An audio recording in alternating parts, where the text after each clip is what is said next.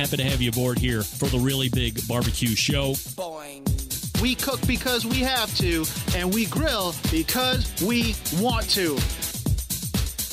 Hit me! Fine, how's it going? You have a great show. I'm a big fan. Boing. So what seems to be the problem here? This man looks like he's dead, and he's in the crackle. Charbono! It's all about the charbono, dude! Succulent fish. What? He ate 2 feet for wieners. But listen, Lavernius, shut your face. I'm shaking like a dog shit peach seeds. We have top men working on it right now. Top men.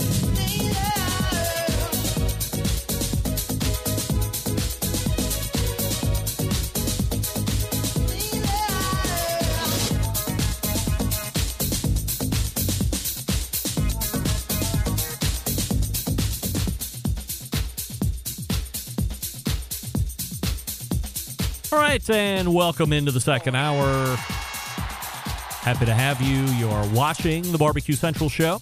We are doing it live for the first time. Okay, Malcolm, we're doing it live. That's right. First time in 2 weeks. Last live show was July 4th. We were off the 11th and 18th. And we are here. Trumpet Master 77 is in. If you missed the first hour, like Trumpet Master 77, don't worry about it. We're recording for a podcast. First hour will be released tomorrow, and the second hour will be released on Thursday. I'll tell you about Friday here in just 1 second. Still to come on the show this evening, the Embedded Correspondents, of course. Some of them already loading in. The Barbecue Central Show is being brought to you from Palm City, USA. Cleveland. We say good evening to those of you watching this show tonight through one of our video streaming platforms. You can go to Facebook or Twitch/BBQ Central Show. You can also watch on YouTube, which is youtube.com/@BBQ Central Show. And we will update you with the YouTube poll question of the week, which is this: when you think of barbecue dessert, the only one to think of is banana pudding. And currently 56% of you are saying wrong. Again, 56% of you, which I think is where we were the last time when I was talking about this at the beginning of the show. Maybe it was 55%. But 56% of you are saying no, but you're wrong. It is delicious. It's the most delicious and the only one you could think of. And Ken Johnson also agreed with me, but Noah Glanville said no. He thought maybe grilled peaches was better. But I'm thinking banana pudding is the only real barbecue dessert. And if you've never had it before, maybe that's why you're saying no. You just have to have it. Now, I've had some of the most elite of the elite banana puddings, not the least of which can be found in Houston, Texas at Truth Barbecue. Oh, sure, their barbecue meats are great, but F that. Leonard Botello's banana pudding will change your life. So much so that they sell it by like the small amount, but then they also sell it by the quart. So I buy 6 at a time because you can eat 2 or 3 quarts in one sitting and not even think about it. It's so delicious. It's like crack. I've never had crack, but I would imagine that it's so good, like the first spoonful. Donuts and hot dogs are what you would refer to as the law of diminishing returns. The first donut that you have or the first hot dog that you have is always one of the best, unless you're Doug, is like always one of the best tasting things ever. So immediately you're going to the second donut or the second hot dog. But it just wasn't as good as the first one. So what do? Now you chase it with a third donut or a third hot dog. And that one is even worse than the second one. And if you haven't learned your lesson by then, you're doing it a fourth time, and it's even worse than the third time. Law of diminishing return. Truth Barbecue's banana pudding is exactly the opposite of that. First spoonful, good. Second spoonful, really good. Third quart, really great. Life-changing. If you're in Houston and you want to go to Truth Barbecue, certainly get the meats. But if you want to beat the line and you want a cheat code, Wednesdays at 3 o'clock, an hour before they close, there's a really good chance that they're still going to have brisket. size or any kind you want, either the fat or the lean. They're probably going to be out of most of the other proteins.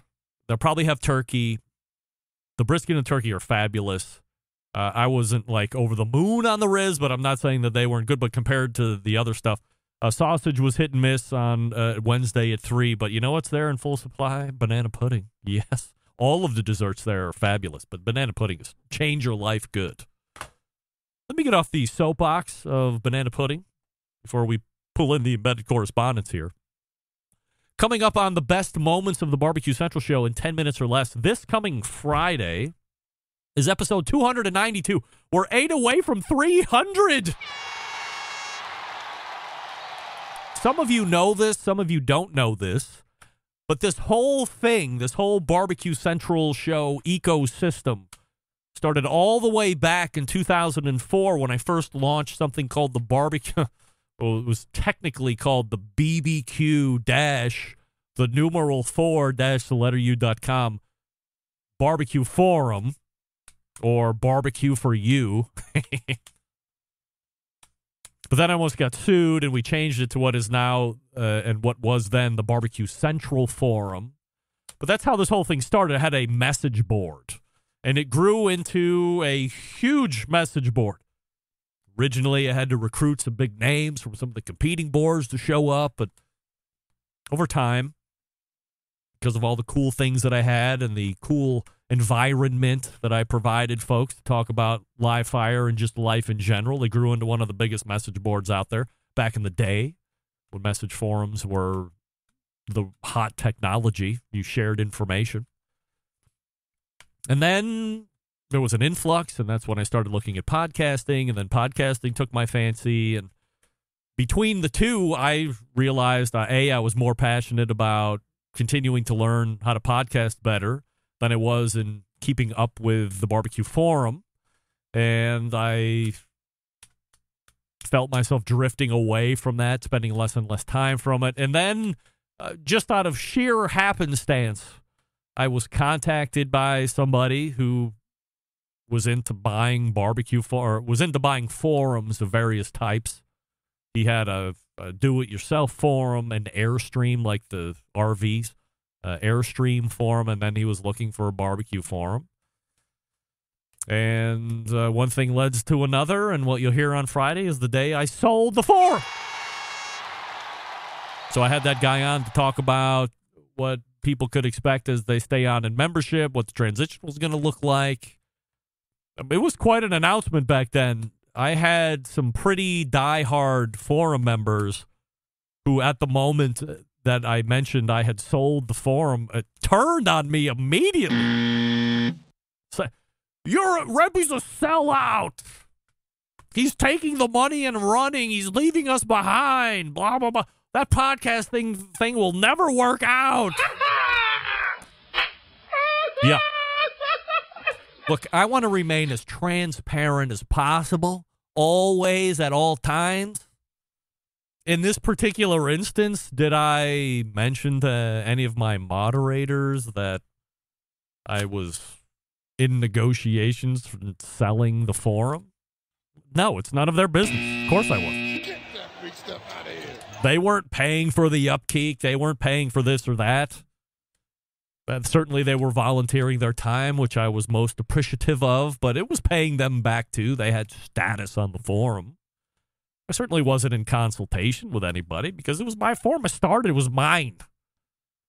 And I had more passion for the podcasting, which ended up coming here into the live show for the last 15 years, almost 16 years. So I did that. So in keeping with the transparency, let me let you know right off the bat, as we sit here July 25th, 2023, if a company or companies or investment group or capital venture conglomerate came to me tomorrow and wanted to put together a deal that would buy the show and buy the feed and the extensive archives, the whole deal, and if the money's right, I'm gone. Get that free stuff out of here. I will sell again. Folks, Bill Rempe has raised the capitalist's capitalist And I will be gone in a heartbeat if the money's right. No offense to anybody else. But it's, as Gwen Stefani said, it's my life. So if Home Depot or anybody, look, I still think it's not here yet, and I've been talking about it for a number of years. I think the next big business play in this creator's economy is going to be when brands realize, especially in the live fire industry. Remember, I told Jeremy Andrus from Traeger a year ago, February, how come you don't have a podcast? And he said I had inspired him to do a podcast. Guess what? No Traeger podcast. Still, makes total sense. Easy to do. Content for days. Not interested. At some point, these people are going to realize I'm a genius, number one. Number two, they're going to start a podcast, and they're going to want to do what everybody else does that has money. They're going to want to jump the learning curve. What does that mean? They're going to come to folks who have an extensive live fire following and say, hey, maybe we could put together a deal where we buy your feed. Watch for that. When podcasts want to grow, at some point, they're going to start buying up the competition's feeds. Or they're going to want to get into it, and they're going to buy a big show independently, and they're going to buy their feed, which would be this. Weber would come to me and say, we're going to stroke you a check for $848 million. Walk away next Tuesday. You're never seen from or heard from again. Guess what, gang? Bye. Bye-bye. I just want to keep it all transparent. We're up here. We're up front with each other. That's why we love each other. That's right. The Embedded Correspondents are ready to roll. But before we get to them, let's talk about Big Papa Smokers, the one-stop online shop for all things barbecue and grilling. I just used my favorite rub of all time from Big Papa Smokers all weekend. What is that? Sweet Money. Yes, I love Sweet Money. I eat it via the spoon out of the jar into my mouth because it's delicious. But not only do they have Sweet Money, they have Cattle Prod, Cash Cow, Little Louie's seasoned salt, 13 perfectly balanced flavors to transform ordinary meals into extraordinary meals.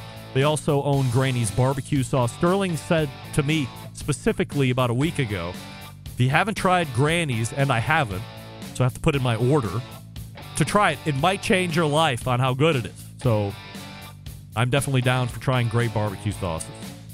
If you're looking for a versatile smoker that's easy to use, check out that Mac 2-star General Pellet Cooker that Big Papa sells. The exclusive Mac dealer, even offering special packages. If you have questions, or if you have comments, or if you have suggestions, 877-828-0727. That's 877-828-0727, or shop their website at bigpapasmokers.com. That's BIGPOPPA smokers.com. We're back with the Embedded Correspondents right after this. Stick around. We'll be right back. You're listening to the Barbecue Central Show.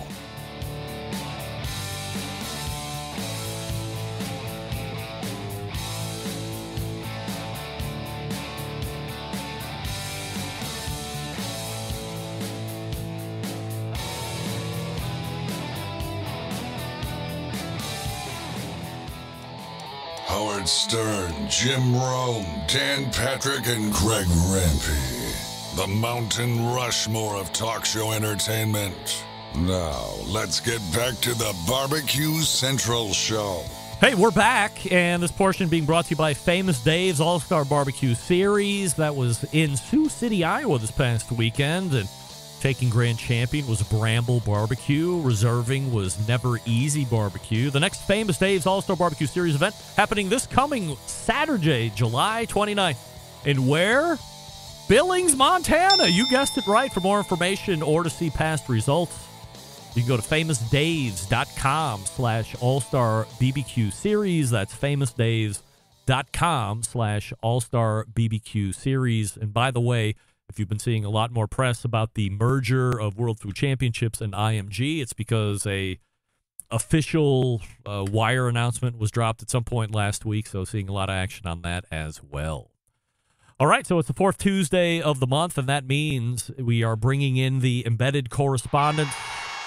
Why, just look at that. To the right of me, Doug Scheiding from Texas, longest-running Embedded Correspondent. Then we have John Solberg below me, from Michigan, and Rusty Monson from the great city of Utah, caddy corner to the right. And we welcome all these guys in here this evening. It's not an Assurity pick, but it is the YouTube poll question of the week, so we'll start with there. Why not? Doug, let's start with you, and it's yes or no. Banana pudding is the only real barbecue dessert, yes or no? No. Rusty? Also, no. John? Those dudes are wrong. Yes.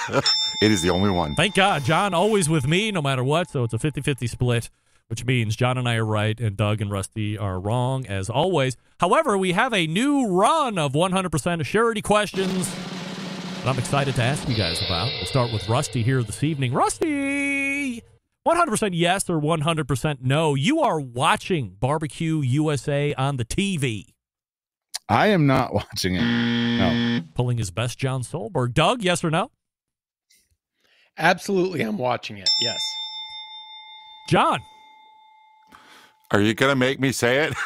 Absolutely no. Absolutely no. All right. And to make it 75% no's, I am currently not watching it either. But I'm going to catch up before next Tuesday because guess what? Showing up next Tuesday, the host of Barbecue USA, Michael Simon, everybody. So I'm going to have to get refreshed and make sure that I have all of the knowledge to make sure I can speak on school topics once the Iron Chef makes his return here on the show. All right, we'll go to John Solberg for the next one. John, if Barbecue USA makes it 5 seasons or longer, then Michael Simon should also be in the Barbecue Hall of Fame. No, he should not. Right? Doug, yes or no? I'm going to go with no on that one. Rusty, if Barbecue USA makes it 5 seasons or longer, then Michael Simon should be voted into the Barbecue Hall of Fame. Also, no. Nope. We don't usually do this. Oh, wait. What do I say? Yes! Now, we don't usually do this for the Assurity questions, but we're going to dig in deep on this one. If Guy Fieri is in the Barbecue Hall of Fame, what has to be on the heels of Drivers, Divers, and Dines, then why shouldn't Michael Simon get into the Barbecue Hall of Fame if he can make it 5 seasons or longer with Barbecue USA? Doug, what say you? The difference is that Guy Fieri, if you listen, I just listened to a podcast with Darren Ward. He'll be on next Tuesday as well, by the way. There you go. You can ask him. He talks about Guy name dropping. Yes. But he talks about how Guy was on the barbecue circuit. And I didn't think he was as much on the barbecue circuit as he apparently was, but apparently he was a wild man and he was with the Motley Q on the barbecue circuit. So I think that gives him some cred. And plus, the Barbecue Hall of Fame needed it for the first year. So I think that was actually the overriding factor. John, what's your substance behind saying no? 2 wrongs don't make a right. You know, just because I got it. Like, what's your basis is not solid. Rusty, what are your deeper thoughts on why not for Michael Simon? First of all, some housekeeping. It's Talk Talk, not Gwen Stefani. It's Your Life is the original from Talk Talk. So yes, but I only know Gwen Stefani because she's hot, Rusty. That was embarrassing. You know, I agree with John on that one. Are you going to say it was embarrassing because I didn't know Talk Talk, or is it more embarrassing that you know that? Nah, dude. I'm a wealth of knowledge. I'm a studied, learned man, and it's embarrassing. All right? Fair enough. Or that you think she's hot. Gwen Stefani is hot. What are you talking about? She's stunning. All right. She's the most beautiful girl I've ever met in my life. Rusty, stand down just for 1 second. We're going back for a quick Assurity question. John, 100% yes or 100% no? Gwen Stefani is hot. I don't comment on women that I have socks that are older than them. So, no, I got nothing to say on this one. Right. Rusty, yes or no? John takes really good care of his socks. She is absolutely hot, yes. I say 100% absolutely hot. Doug? Once again, I'm in the minority. No. All right. Wow. Well, I don't even know where we were since we got spooled off track on that one. Did anybody else have anything to say? Rusty, did you finish your thought? Yeah, we're digging deep why Michael Simon shouldn't be in the Hall of Fame. Because same thing. I'm with John. 2 wrongs don't make a right. I love Michael Simon. I think he's great. I just think he's kind of over here, and there's more deserved people. There's far more deserved people than him. And maybe way down the road, we can talk. Maybe season 10 or 12. How's that? Yeah, I don't think any TV show has 10 or 12 seasons in it anymore. I think just from a longevity factor, I think if you could get to 5, certainly Barbecue Pitmasters stretched out to 10 or 11 seasons, but I think we're holding that off as an anomaly at this point because we haven't seen anything even come close to it. But 2 seasons of Barbecue USA, we'll have to see if it gets to a third, but to me, I mean, why not? Doug, I'm not saying that Darren isn't telling the truth. I don't know the history of competition barbecue on Guy Fieri. I have heard nobody, 0.0 people aside from Darren, and I know the podcast you're talking about, mention something about Guy being on the competition circuit with Motley Q. But when I had those guys on my show and we talked about it, I believe, if I'm not mistaken, they referenced Guy being there like once or twice. He wasn't touring around like, chasing KCBS Team of the Year. And those were the guys on the team saying that. So I think all things considered, 2 wrongs don't make a right. Totally agree. However, I like Michael Simon. And if he can get 5 years or longer out of the show, which I probably doubt because Food Network's weird, then I think we should all put him up for nomination so he can start being in the vetting. Can we all agree on that? Raise your hands. We'll all agree on that. Oh, okay. Well, I love when I force everybody into agree. Here we go. All right, next question. Doug, you are watching Barbecue Brawl on television. I have a feeling I'm in the minority again. Yes, I'm watching Barbecue Brawl. All right, Rusty, 100% yes or 100% no. You are watching Barbecue Brawl on television. I know the rules and I have to break them. I have to explain myself. One, I can't watch it's Michael Simon one because I miss it too much and it makes me sad. And so my good, really, really, really good friend is Christy Vanover. And I'm pulling for her more than you'll ever know, and I can't watch it. It's too stressful. I will watch both these things when the time comes. It is not for any other reason than that. It just hurts my feeling bads, and it stresses me the fuck out. So that is why I don't watch it. Oh, sorry. Rusty, you're saying you're not watching Barbecue Brawl because you have the time to watch it. You are decidedly not watching it because you're stressed out about Christy Vanover? Yeah. When Susie was on it, man, that was hard for me to watch. Every episode was stressful because these are my friends, Christy Vanover is a very good friend of mine, and I can't watch it. You and she sleep won't over tell her me house? No, I have not. Like, I mean, would you put her up if she came to Salt Lake City? Yeah, oh yeah, of course. Oh. But dude, she's got a rig, so she doesn't need to put her up. All right, I'm just trying to gauge where our friendship is here. I was gonna go down and cook with her several times when I'm in Vegas. Her house. She's always, she said I can come over and cook one time. We're tight, bro. Right. Okay, we're like this. Too much stress for you. She's doing fine. She's doing fine, Rusty. John, 100% yes or 100% no. You're watching Barbecue Brawl on television. I answered it for you. I will join 75% of you and say I am not watching Barbecue Brawl. Now, in fairness, I want to watch Barbecue USA. I don't want to watch Barbecue Brawl. Next question. Rusty, Bobby Flay belongs in the Barbecue Hall of Fame. Yes, absolutely. John, 100% yes or 100% no. Bobby Flay belongs in the Barbecue Hall of Fame. 100% no. No. Doug, yes or no? He has 2 barbecue-specific cookbooks and shows going back to 1998. Barbecue shows, absolutely fucking yes. Wow. Doug dropping a effing yes. I am now making up 75% of the other half that I'd never make up, which is with Doug and Rusty. 100% yes, Bobby Flay belongs in the Barbecue Hall of Fame for every reason that Doug mentioned. Plus, I think Bobby Flay is pretty cool when everybody thought he was an arrogant a-hole. I never understood that whole thing, but whatever. Plus, he's really into horse racing, which I have an affection for myself. Doug, did you have anything else? I have a man crush on him. Yeah, oh, that's right. Yeah, I have a man crush on him. Long-time man crush. Do, so I'm biased. Biased. Sorry. Next question.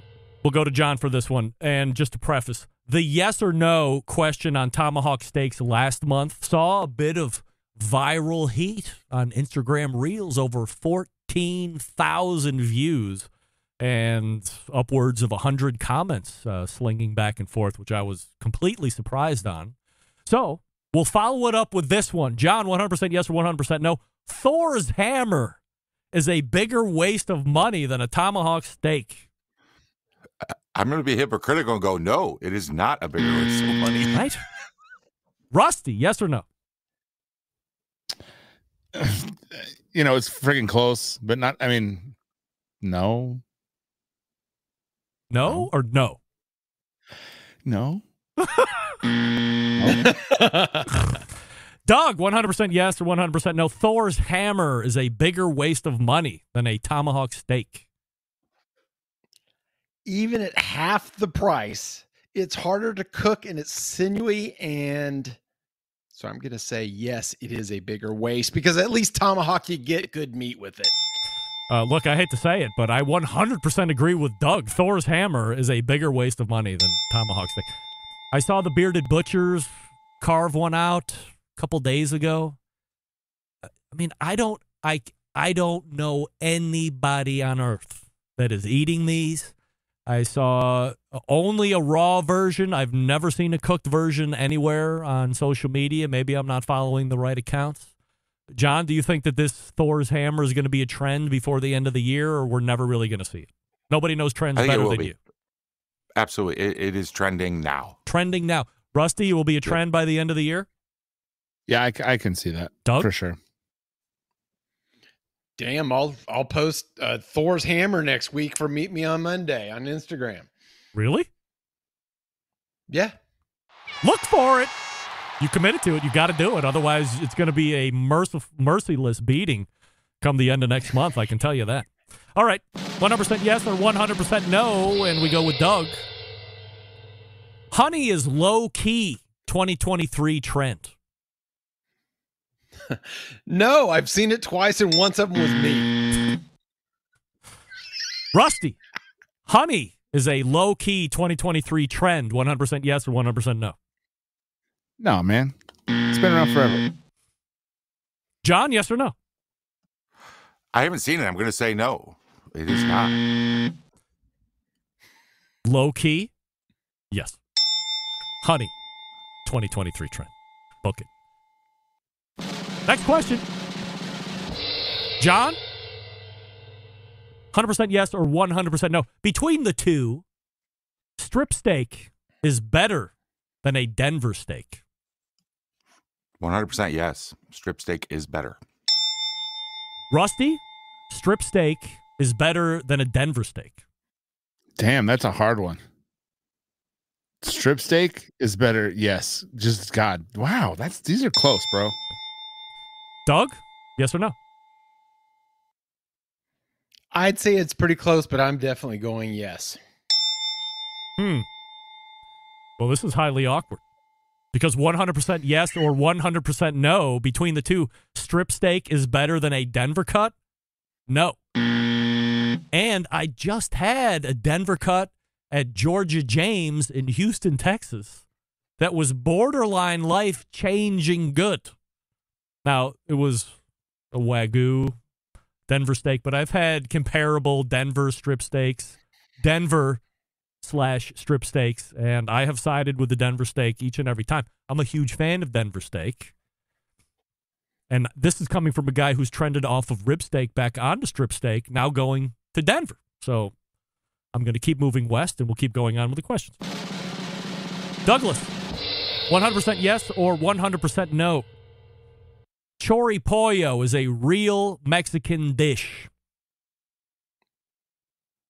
I get cheese on my fajita tacos, chicken fajita tacos. Damn right. Yes. Right? Evidently, you're not supposed to do that. Rusty, yes or no? What is a Mexican dish anymore? Oh, just throw it in there. Why not? You know? I'll take that as a yes. John, 100% yes or 100% no? Choripollo is a real Mexican dish. No, it's not. It is not. And I feel comfortable in saying I am back on board with the 50% I'm usually on board with, and living in hypocrisy as I always do. It is not a real Mexican dish. Although, if I go to a Mexican restaurant and I know the owners have immigrated from Mexico, choripollo, man, it's weird. However, when I'm in Houston, there is no choripollo to be seen. And to make myself feel good about saying no this time, when I ask the waitstaff, they look at me like, what the fuck is wrong with you? So, I know that it must not just be me. Last question. And we'll go with Rusty. Rusty, 100% yes or 100% no, you will see or have seen the Barbie movie. I want to see it. Yeah, hell yeah. That sounds like a good time. Doug, yes or no? No way in hell. I don't have kids. It's not going to happen ever. You don't have to have kids to see the Barbie movie. It's with real actors. No, okay, Doug losing his shit over here. John, 100% yes or 100% no, you will see or have seen the Barbie movie. I have not seen, and I am not saving it for the nursing home. Oh, so that's a no. A lot of 75% here tonight, and after my daughter, youngest Marley, seeing it for the first time last night, coming home and saying it was borderline a life-changing movie, and no less than 3 times shed a tear during the motion pictures, I will not go see that movie. Andrew, you are not. I will not. I will not. However, that doesn't change the fact, Doug, that she came home and said this was a heavy movie. Barbie. Maybe it's because it's a girl, a lot of girls, and she's a girl, whatever. I'm not male chauvinist here, but I mean, Rusty, you have daughters in the house and wife, whatnot. So are they asking to go see this? Is this something they're talking about, or it's just something you see on the internet you wouldn't mind seeing? Speaking of trends, there's a thing called the Barbenheimer, and it's going to see Barbie and Oppenheimer or whatever right after. Yes, that's right. And that, you know what I'm saying? That's my jam. How cool is that to go watch the Barbie movie? And it's totally on me. I'll go take the girls for sure, but I'll go see it independently. It looks like a good time. All right. Well, that's your 100% Assurity Questions right here on the July 25th edition of the show. Gents, I'll put you on hold here just for one moment as we do a piece of business, as we say here in the podcast world, where I will talk to you about the different than the Badger Barrel Cooker. It's the Pit Barrel Cooker. That's right. The most unbelievable outdoor cooking device on the planet, second only to the new Badger Barrel, or the Badger Barrel is second only to the Pit Barrel Cooker. It doesn't matter if you're a beginner or professional. The Pit Barrel Cooker is one you want to add to the arsenal. It's got 3 different sizes. You have a host of accessories to complete your Pit Barrel cooking experience. So you visit pitbarrelcooker.com and you tell them the Barbecue Central show sent you. You pick your size. If you're just like, a house of 2 or 3, you get away with the junior, no problem. If you're 5, 6 people, I would say the flagship size is right for you. And then if you're throwing caution to the wind, you want to potentially get into catering, or you just always barbecue for large amounts of people, the PBX, which, by the way, I hear is at an incredible price right now. I forget where they're pulling through. It was there, and then it was off again. Now it's back on again. So I think they're trying to blow them out. But if you're looking for a deal on PBX, I would get in contact with the folks at Pit Barrel Cooker and ask about it. That's pitbarrelcooker.com. pitbarrelcooker.com. Tell them the Barbecue Central show sent you, and if you want something that's cheaper, I recommend badgerbarrel.com. Why not? All right, we are back right after this. Stick around.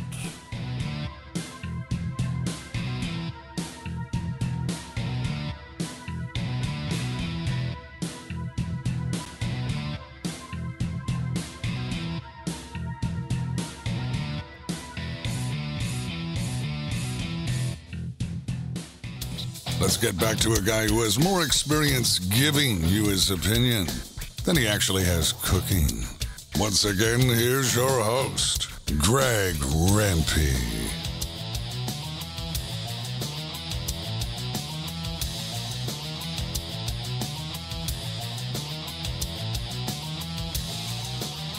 All right, welcome back. This portion of the show being brought to you by Fireboard, where you can monitor up to 6 different temperatures simultaneously. You connect to Wi-Fi for cloud-based monitoring or Bluetooth. If you have smart speakers in your home, Fireboard integrates with most of them. You can find out more by visiting fireboard.com or call 816-945-2232. It's the good folks over at Fireboard, and we're rejoined by the Embedded Correspondents here. We have some other topics that we can dig into a little bit more after we get over the shocking news that Rusty was down with watching the Barbie movie, which certainly isn't surprising to me. I thought of the 4 of us, definitely Rusty would be down for that. I'm not down. I just have no interest in it. And breaking the Chori Pollo tie is Smokin' Joe's Pit Barbecue, who says the Chori Pollo is not... Andrew, you are not a Mexican dish. So nobody knows better than Smokin' Joe's Pit Barbecue. And if he says Chori Pollo is not a Mexican dish, then certainly it's not. John and I are right. So I have a question that came in, it's probably been 3 weeks ago. Maybe it's even a month ago since we've had it, but it didn't find its way into last month. But now we have a little time here to talk about an off-topic barbecue question. This coming in from Matt Osmond, super fan of the show. And he's wondering who on the panel has tattoos. He has an idea who he thinks has tattoos and who doesn't have tattoos, and he might have spied some folks on social media that might have had tattoos that he didn't think have tattoos, and now his mind is abuzz. So I figure we'll go around the panel, and each one of us can confess or deny having tattoos. Doug, we'll start with you. Any tattoos on Doug Scheiding? And if so, how many? He's going to lose his money on me. I almost got 2 tattoos when I was in college, etc. So yes, I do have a tattoo. Oh, really? Yeah, you didn't know that? No, I thought of all of us, you would be the one without tattoos. I've got one. Where is it at? Do you show it? On my shoulder. Let's see. Prove it. Hold on. Well, look at you.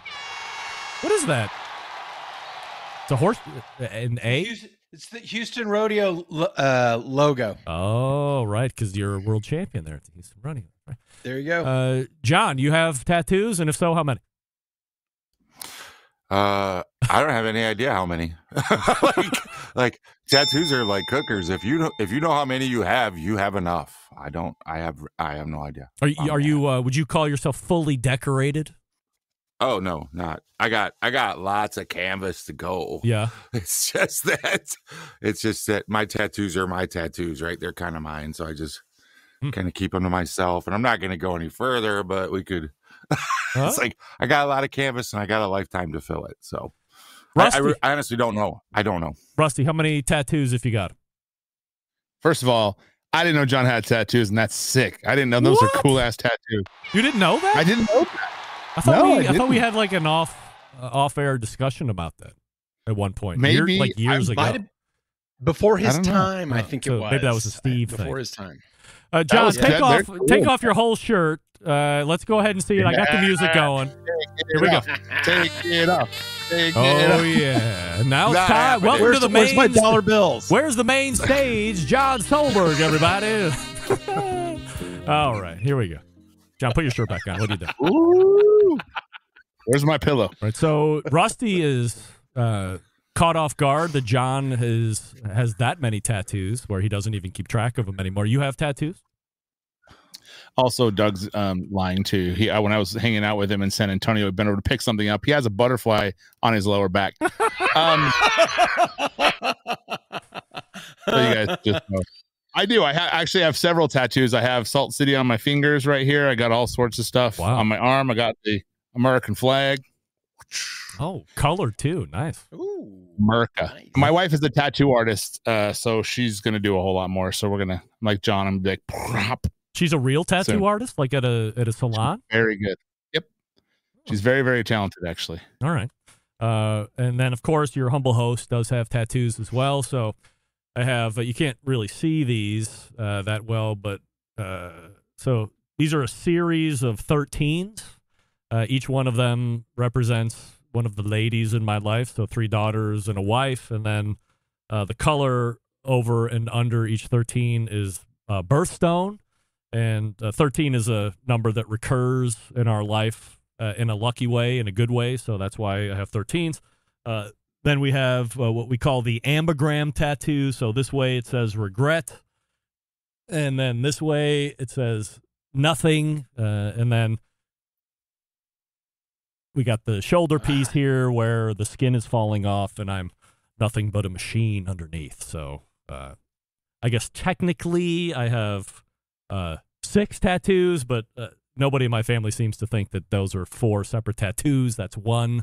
So depending on how you count, I have 6 or 3 tattoos, and I have no plans for adding any more. I believe solely that tattoos are something that is has to be massive inspiration to you or some kind of a life-changing event that you have to commemorate, and you don't just throw them on willy-nilly, and that's why I have these, and I haven't had any on for probably 7 or 8 years. I think the shoulder one was the last one, and it might be getting close to 10 years now that I think about it. So, Matt, to answer your question, 100% of the embedded correspondents and hosts are tattooed in some form or fashion, some heavier than others. I think John and Rusty are running that race, and Doug and I are far behind, but that's all right. This was on the agenda for last month that we didn't get to, and some of us have these cookers. Maybe some of us don't. Maybe some of us have used them if we don't own them.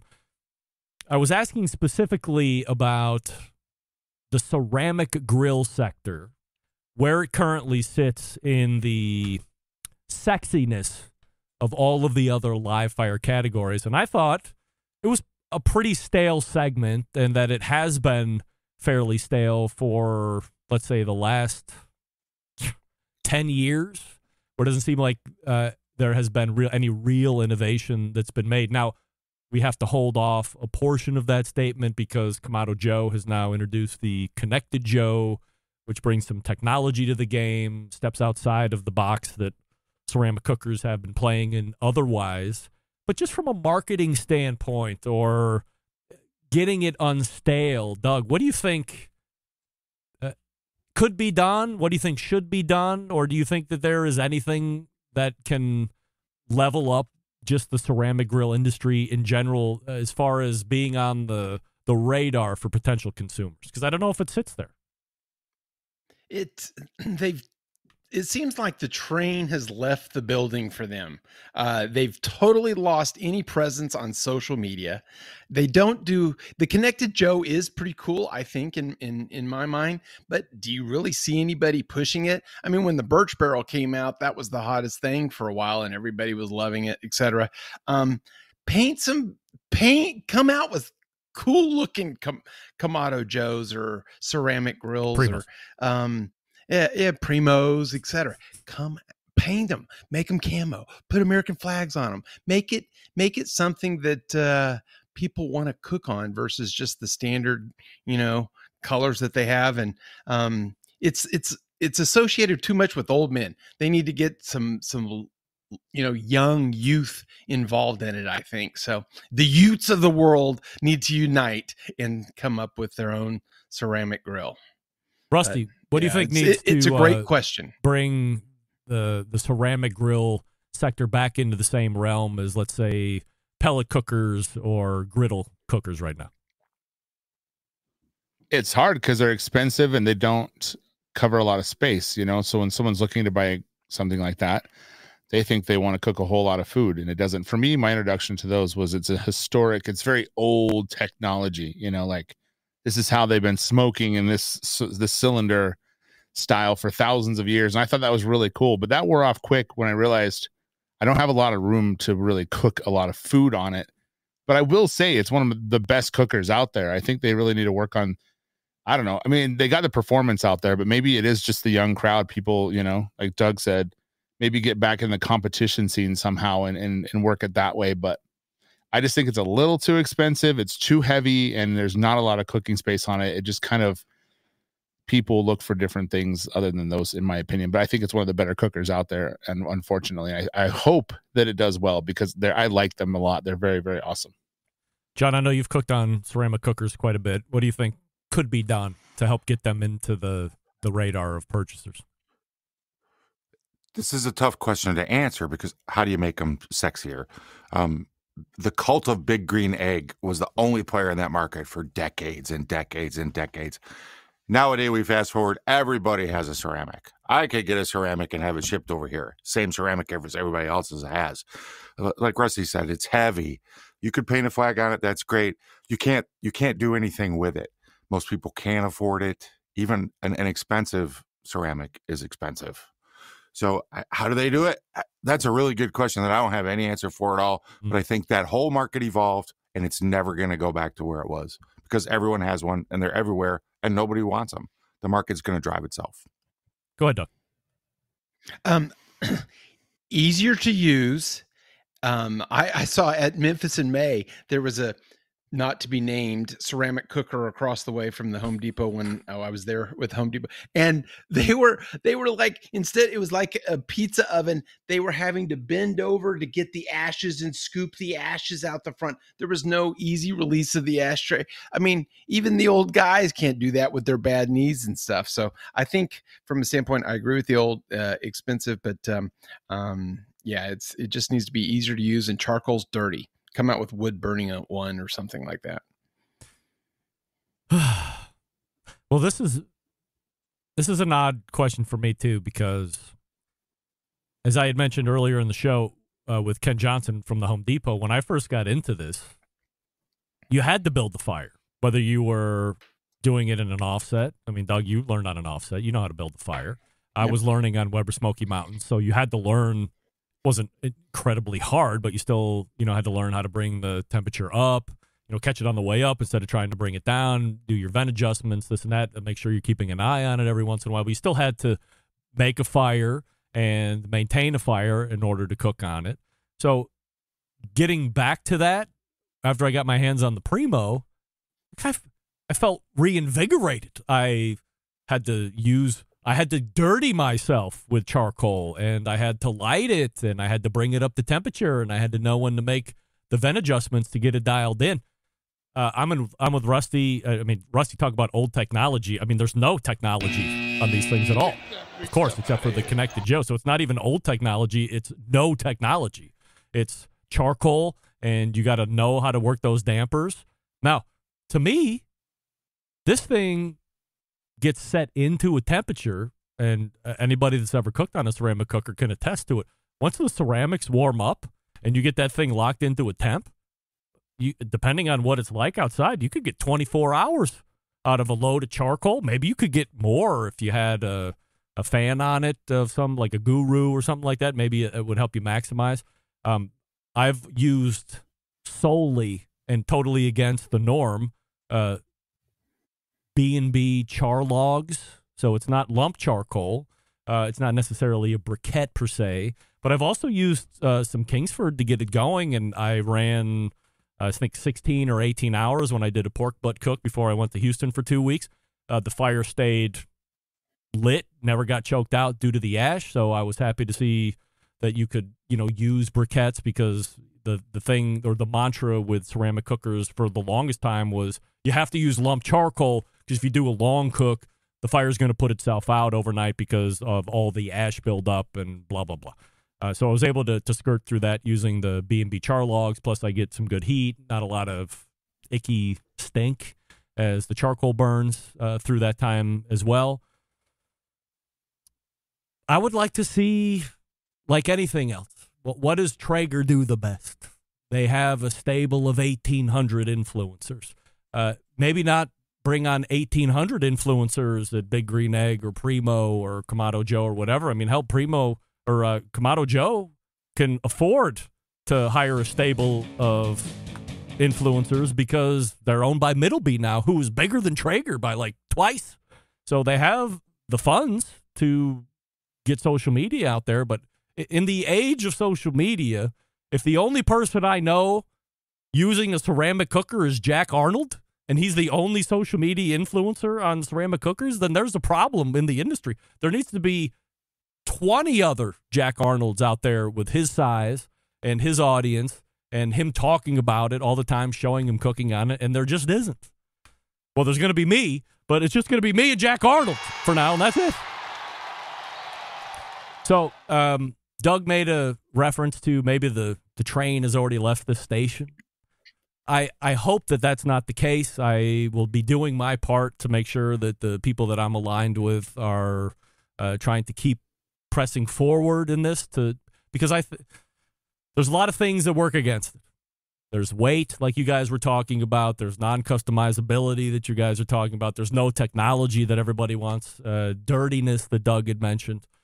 But God, I mean, it's such a great cook, and it provides a nice, humid environment, and it stays low and slow for hours and hours and hours. It can get going as hot as any other cooker out on there on the market if you wanted to, all in the same cooker. So if it's $1,700 or $1,800, but you're getting two cookers at once, if you spend $1,800 on the Traeger, you can't grill on the Traeger. And don't come to me with this bullshit about cast iron this or use the induction burner. I'm talking about straight up ass grilling. You can't compare any ceramic cooker doing grilling with any other pellet cooker. It doesn't work unless you have direct access to the firebox. I'm not even going to get into that. But it's not comparable. So, John, you wanted to add something? You know, I have run a lot of cookers over my time. I will say that as far as a multi-purpose grilling machine, easy to use, easy to clean, easy to take care of. Ceramic, I say, if I could pick only one, the rest of my life, I'm going ceramic. That's a big, they're that easy to run. They're that simple. Yes. I'm going ceramic all the way. Doug, you want to jump in? No, I don't think they're easy to use from what I saw at at Memphis and Maine. Could be user, it could be operator error, Doug. Have you ever used one? Well, if you haven't, then reserve your comment until you have. Yeah.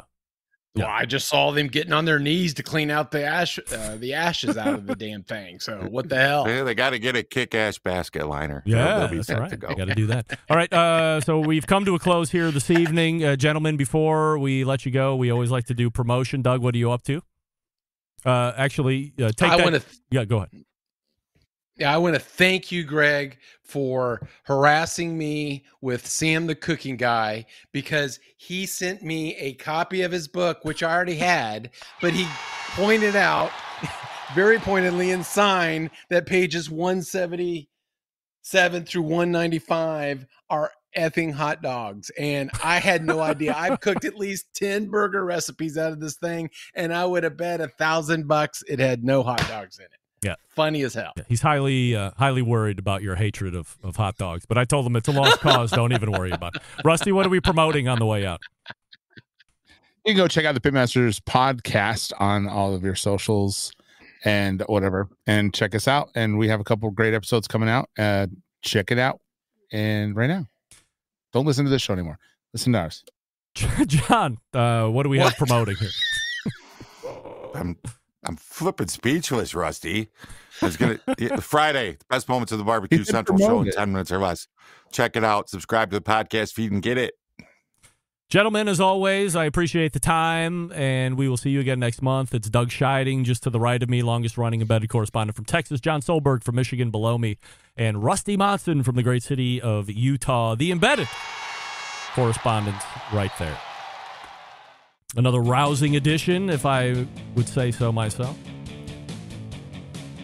Before we get ready to take off, wait, am I caught up here? Yeah, I'm caught up. All right. So we will come right back and close the show up. Stick around, be right back. You're listening to the Barbecue Central Show.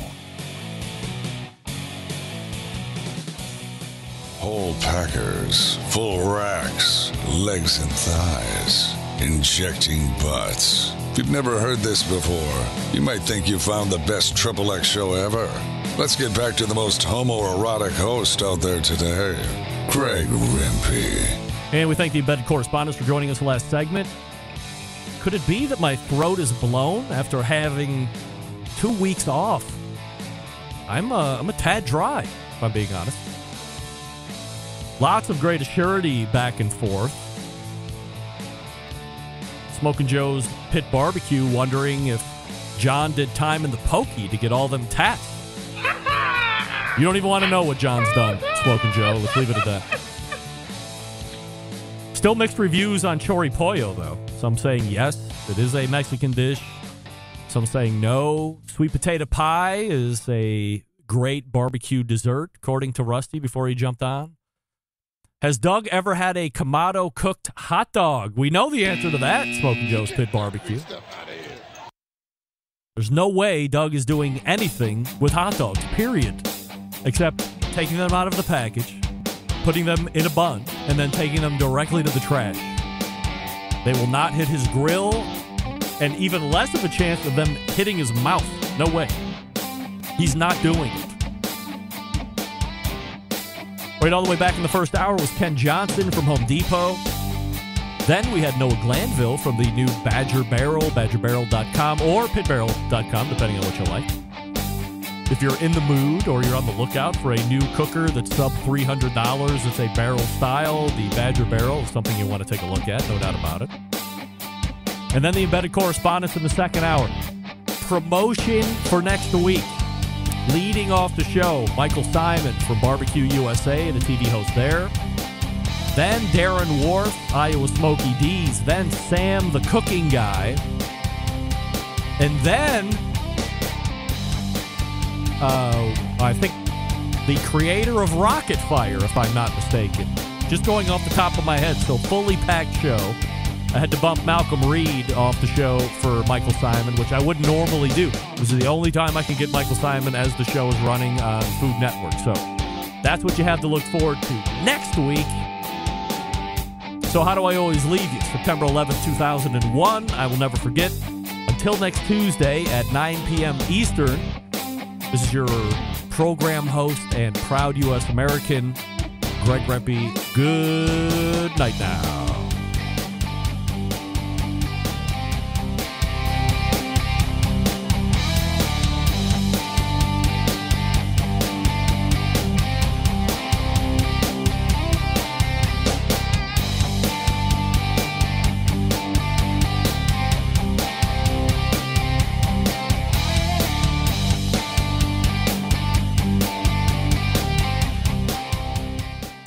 This is Dion Blumenrader with Big Hoss One Sauce, and you're listening to the best show on all things barbecue with my man, Greg Rempe.